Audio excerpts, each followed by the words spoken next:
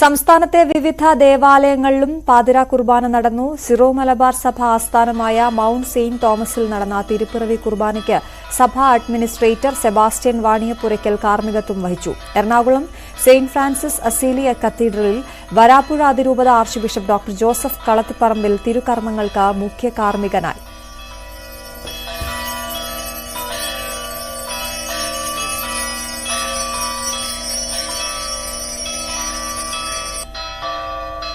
Orthodox സഭാ ആസ്ഥാനമായ ദേവലോകം അരമനയിൽ ബസേലിയോസ് മാർത്തോമ മാത്യൂസ് തൃതീയൻ കാത്തോലിക്ക ബാവയുടെ നേതൃത്വത്തിലായിരുന്നു ക്രിസ്തുമസ് ശുശ്രൂഷ.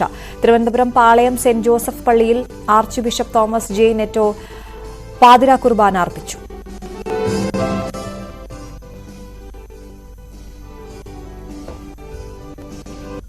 രക്ഷകനായ ഈശോയുടെ ഉറവിയുടെ സന്ദർഭത്തിൽ മാലാഖമാർ പാടിയ ഗാനമാണിത്.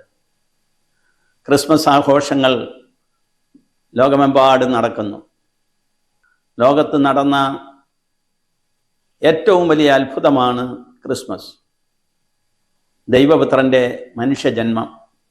തിന്മയിലേക്ക് ചായ്ച്ചിലുള്ള മനുഷ്യന് ദൈവത്തോട് ചേർന്ന് ജീവിക്കുവാനുള്ള വഴിയാണ് മനുഷ്യാവതാരം ചെയ്ത ദൈവപുത്രൻ.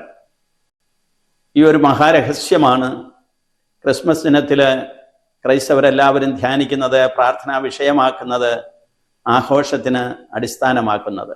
നിങ്ങൾക്കെല്ലാവർക്കും ഈ ക്രിസ്മസ് തിരുനാളിൻ്റെ മംഗളങ്ങൾ സ്നേഹപൂർവ്വം ആശംസിക്കുന്നു. ദൈവത്തിന് സ്തുതി.